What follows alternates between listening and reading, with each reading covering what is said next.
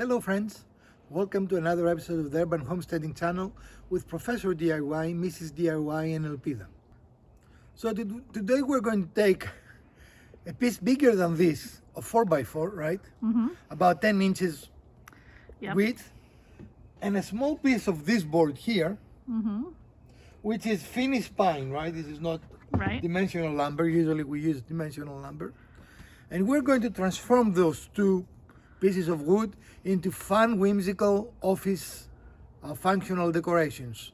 We're going to make two types of nameplates, or one type of nameplate. Yeah. And an office sign. And a rotating office sign. How do you call that? A rotisserie office sign. Rotisserie. Yeah. No? Yeah. And we're going to take a very plain notebook that we purchased at our local store for about $4, and we're going to make it very what is the word? Exotic? No. Exquisite. Exquisite. Exquisite. Okay. So those are fun projects, right? I think they don't take a lot of time, other than we're going to use our laser. We're going to laser personalize them and engrave them. But other than that, really the woodworking part of it, they're fun, and they can be very nice, whimsical gifts, right? Right. We're going to show you every step of the way so you can do it yourself. And in the end, of course, as always, we're going to show you the products. So we are at our miter station here, and we're going to make our first cut.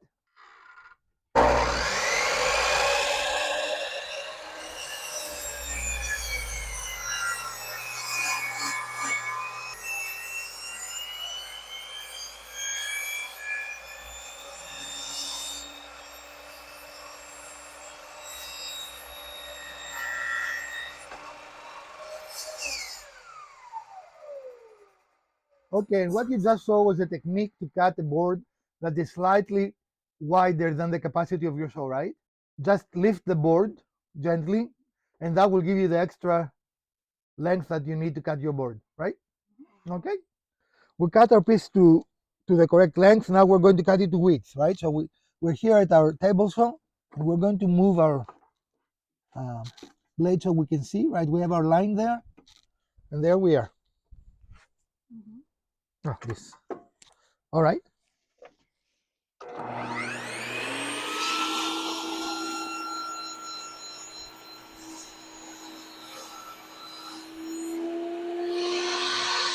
So I'm going to make a mark here on my highest tooth. I'm going to turn my piece over and see if we're going to be able to cut through fully. Yes. And we are. Okay, so that would be great. What else I want to do, because this is going to be a thin piece, I want to make this a zero clearance opening, and in order to do that, we're going to use a little painter tape, right? So I'm going to put the blade all the way down, and we are going to cover the opening with tape, painter's tape. Good grief, I cannot talk. So we raise the blade, and now we're lowering the blade, and then we have to raise the blade again. Yes, because we know that the thing works now, okay? Okay. So now what are we doing? We're going to put painter tapes here. Okay. Painter's tape. I clearly cannot talk. Happy Saturday. Welcome to the English language. What English language? Whatever we call it. More better. So we put our painter's tape, and this is what we're doing is a very temporary zero clearance, because this is going to be a fairly small piece that can clearly fall through this area, right? Okay. Does that make sense now? All right, so let's try it. We're going to turn it on. You need to raise your blade again. This is a very effective solution if you're going to cut very thin pieces on your table saw, avoiding the possibility of the piece falling in and potentially becoming a projectile through the blade. So this is inexpensive, it works very well, but again it's very temporary. It is, you use it once and that's it, then you remove the tape and everything is back to normal. A very effective way to do something like this. Guess what? That stops the problem of shooting things. What you see doing here is a way to medicate the difficulty or the dangerousness of this cut. Mrs. DIY is going to hold there a push block, but it will not apply any pressure. It's simply preventing me from tipping accidentally the piece of wood, because it is taller than my fence, and that is the major danger here, is for me tipping it over accidentally. If you have a helper, that is a way to mitigate the risk a little bit, but in general, if you can avoid this kind of cut, it is not the most safe cut to do. I feel comfortable, and again, safety is an individual thing. I feel comfortable doing this cut. If you don't, please do not do it. Okay, so the way we did the cut on the table saw, we are not very comfortable that it is the safest thing to do, right? For the second piece that we Right, because it's even smaller. Let me show you dimensions here. And because we happen to have a planer, we are going to use our planer, right? Because cutting this, cutting that thicker piece to the thinner dimension would be very, very tricky on the table saw. and probably dangerous. Right. So I'm going to pass this through once because it has a little bit of a small imperfection. Our microphone gave up right here, so I'm going to voice over for just a few moments. It doesn't last long. But what we're doing here is we're passing the two pieces that will become the cover of the book through the thickness planer. You can achieve that through using a lot of sanding as well, but since we have the thickness planer, it's just a quicker and cleaner way to do it. In any case, we're passing both pieces, and then on the second piece, which is actually a little wider, we're going to ensure that we bring it to the same dimension as the first. So when you look at the notebook, you can see it as being the exact same dimension, which is the way it's supposed to be. The thickness planer is not necessary for this operation, however. So we have our two covers, and it's not critical that they're identical, but I think they're pretty darn close, even if they're not identical.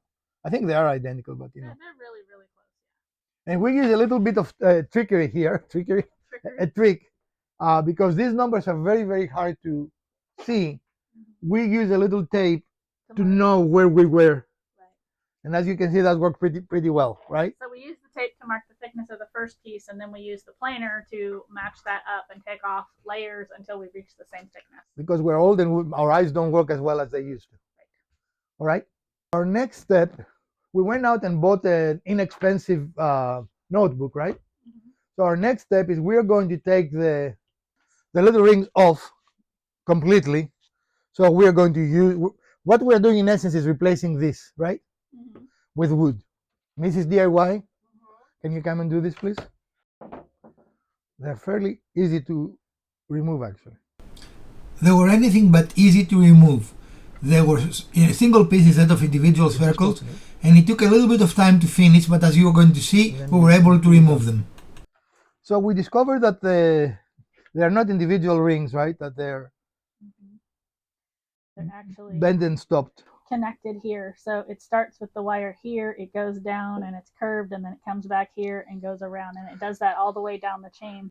So what if we open all of them? Can we open all of them and then move them as one piece versus cutting everything? Potentially. Okay, let's do that instead. We'll be right back. Let's see. Yeah. All right, this ended to be a little more complicated than we thought, but still is not a horribly. And so what you can then do is just pull it out. Right, that's what I was thinking that you can do. Yeah, right? Okay. So that's what I'm doing.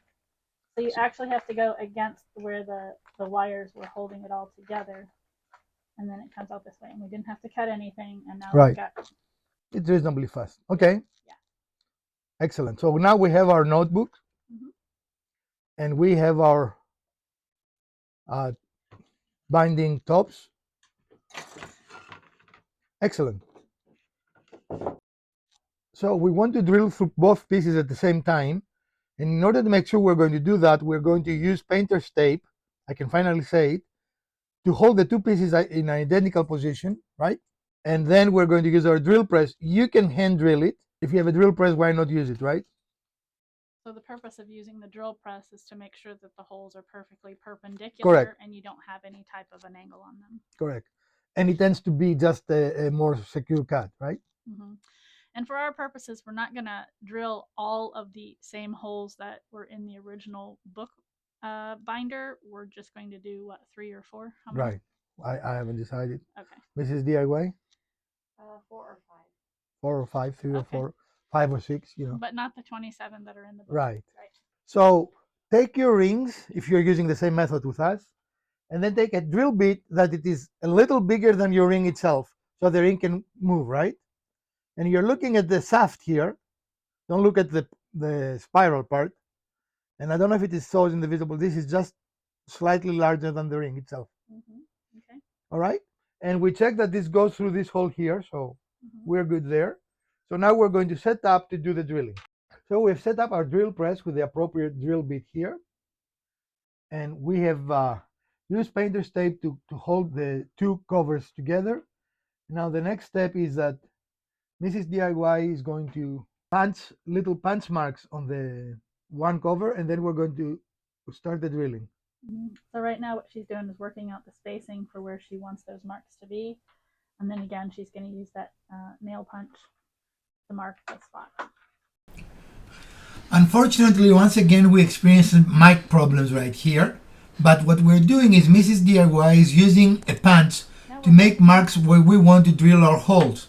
It is not critical for us because we're using a drill press, but if you're hand drilling here, the punch will make it easier to keep your drill bit centered. The drill press does that for us, but this was just mostly for her to know exactly where we need to drill the holes. As we always say, if you have some equipment, use it. You don't have to use the equipment we use, but if you do have it, why not utilize it? Not a necessary thing. A fine sharpened pencil can do the same job. You need some way to be able to identify exactly where to punch your holes when you're using your drill bit. Other than that, the method you utilize is not important. You do see there that the punch left some really nice holes in the wood that allow us to very easily center the piece over with the drill press. Again, not necessarily, you could do it by hand, but the drill press just helps us keep it totally straight and also makes the operation much easier and much faster. In any case, as you can see, it is a straightforward process, and if you have a steady hand, you can do this operation manually without any major difficulties at all. Taping the boards together keeps them aligned and makes it much easier when you put the book together for everything to align properly and not have any binding in the book. So at this stage we are done, as you can see, by going through them at the same time with perfect alignment of our holes, right? Mm-hmm. And the next step, you can leave them as they are. You can stain them, and I think we're moving towards the direction of staining, right, Mrs. DIY? And we're going to use our laser to put a little design there, or you can personalize it, right? But this is all it takes. And again, this is the first time we did this. So in the future, maybe we'll go a little thinner. What do you think? You think that's a good thickness, or? It's a good thickness without having the potential for cracking or breaking every time you try to open it. Right.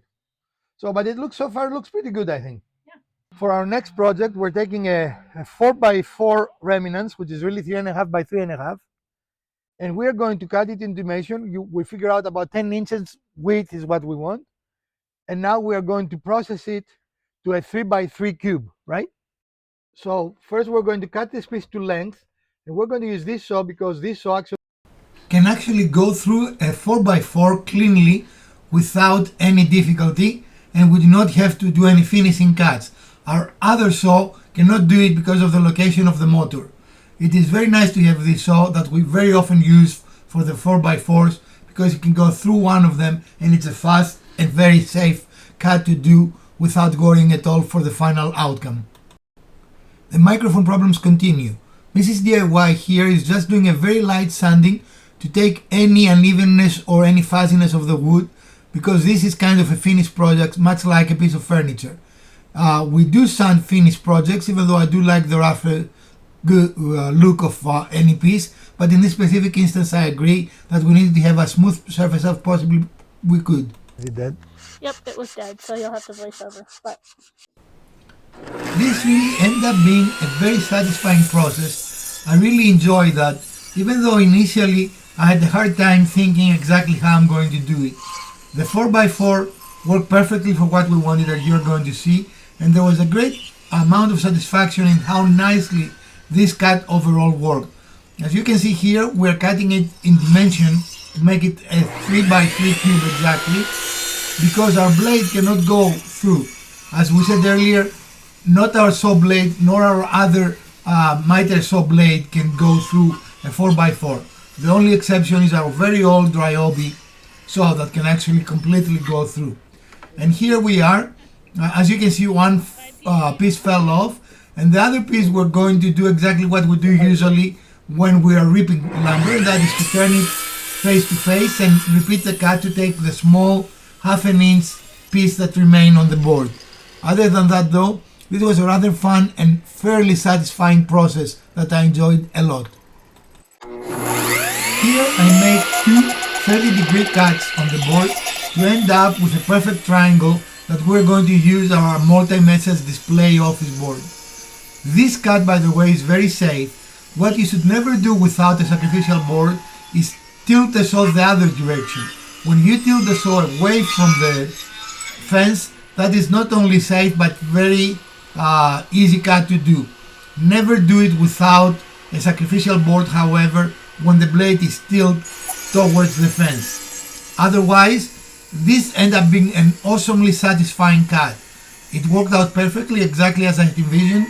It gave us a perfect triangle, excellent cuts all along, and also gave us an idea of how to do another nameplate that was much easier than the original idea I had of how to complete this project. That is perfect. And I love this little thing too. I don't know what the heck we do with it, but that looks awesome. Yeah, that's really cool too. I don't know. Yeah. Figure out something with it. Look. Yeah, very cool. No, they're off-cut. I see. That's what I'm looking at. We'll find something. Okay, so this came out exactly as intended. Yes, I think Okay. so. I mean, what do Yeah. you guys think? I do. It's great. And what we're going to do with this is we are going to create, this can be a nameplate, of course, but it can also be like an inspirational message that on each side has a different message, right? Mm-hmm. What do you call it, inspirational board? Mm-hmm. Or it could even be a sign, say you have an office that's all glass walls and people don't know whether you're really busy and can be disturbed or not. So you can do can say, messages "Go with, away." like do not disturb or please come in or, you know, whatever Right. it is that you want. Mhm. No, it's exactly as I thought, and really I was really worried about this, if you remember. Yeah, I was concerned because I didn't know, I've never done this, but I really like the outcome. right. And this is really cool. We have to figure out something to do with that. I like it. I don't know what it is, but I like it. So we have this beautiful offcut, and we are thinking of making a project out of it, and we're going to tell you in a moment if it works. Right. If it doesn't work, we're going to have a not so beautiful outcut, right? Offcut. But we hope it will work.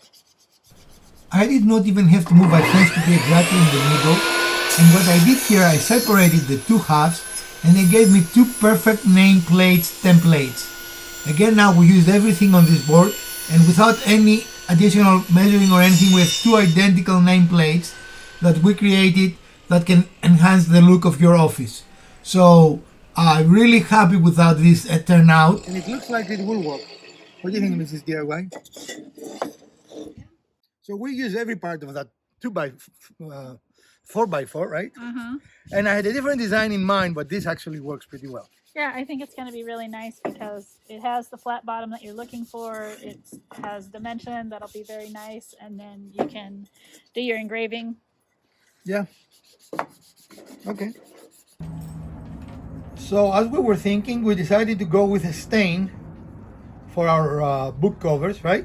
We have two more projects that we're going to finish, and we haven't decided exactly how we're going to finish them, right? But Mrs. DIY is going to do the staining business, and maybe we'll do all the same. So we tried a couple of different stains. We settled on one that we like the most, right? Mm-hmm. And we're going to start the staining process, which always is a process that I find very, very rewarding, is the right term, or satisfying, or both, because it gives that wood that finished look. And that looks very nice. And I don't think we told you, but this is poplar, right? No, this is pine. Pine? I thought we bought poplar. We did not. No, it's pine. It's just Okay, so a this is finished pine. board instead of dimensional. So our pine is getting ready. And here we are. Looks really awesome, I think, right? I really, really like it. And the quality of the wood, actually the type of wood, it depends totally on you. You can go really inexpensive or you can go really expensive with the wood. In either case, I'm really pleased with the outcome so far. And once again, we should rename ourselves to the sanding channel because sanding channel. that's all we do. We cut, we sand, we assemble, right? Well, so these projects in particular are much more of a finished furniture type piece. It's an element, a decorative element, and so we want to make sure that we don't have jagged edges, and also that nothing interferes when we're doing the engraving. Right. here we started. So we've chosen an image to go on the front cover of the journal wooden piece. And here we are with the engraver getting started on that. And this is actual speed. This is not the speed up footage. Right. And so we'll come back in a little bit and show you what that finished image looks more like. So this is making some really nice progress. As you can see, the design is coming out very well. And it's going to show up really nicely on this cover for the journal or notebook, whichever she's calling it.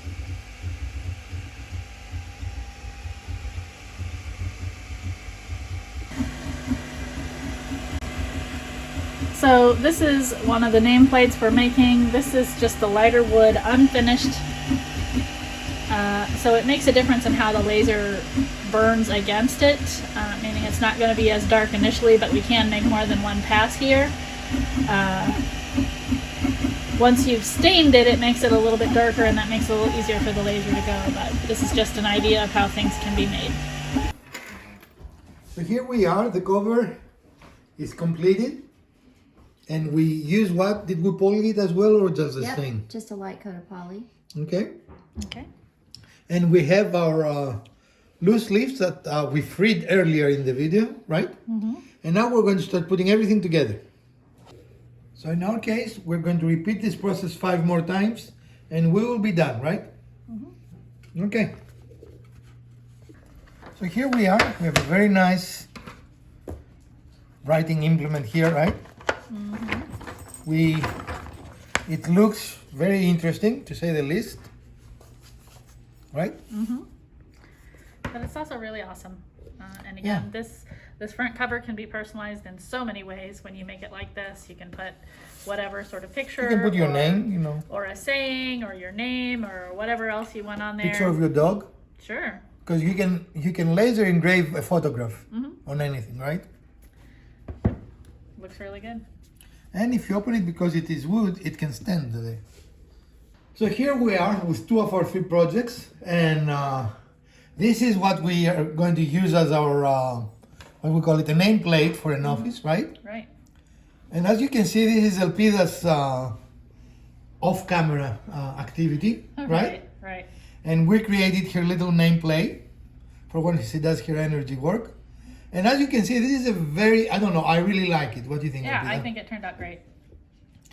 Now, we did learn a couple of things. For example, based on what you're doing, the type of the wood, the engraving could be better or worse with or without a stain on it, So right? both the wood and the stain can affect the outcome of your Correct. of your laser. Mm-hmm.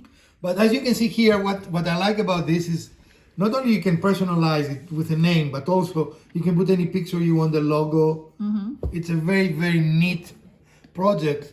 And it's funny because I thought this would be the hardest of the 3, and it ended up being the easiest of the 3. Right. With this one being probably the hardest of the 3. Mm-hmm. We did a little learning on this. For example, the size of the rings is very important, right? And one of my thoughts, you want to make it a little more rustic and more old worldly, you could use probably rope here. Yeah, you could. Or even leather. Right. You could use leather. Mm-hmm. So, what do you think of this, Elpida? You like the way they came out? Oh yeah, I think they're beautiful. So we have one more item before we're done. It's on. So we are finally finishing up the last bit of our 3-sided desk nut plate. Got just a few more minutes left on this. Wanted to show you how it's coming out.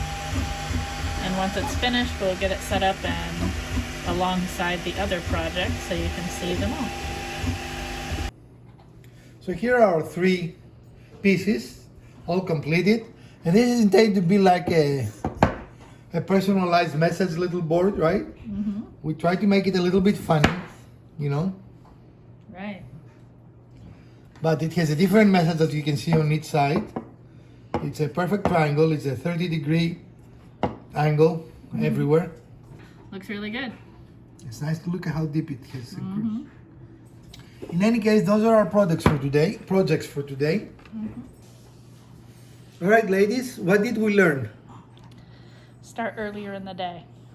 Well, the woodworking part was really actually a very easy, straightforward process. Yeah, it didn't take long at all. What takes the longest was the multiple passes to get the depth you want with the engraver. Well, and we have a hobby engraver. We don't have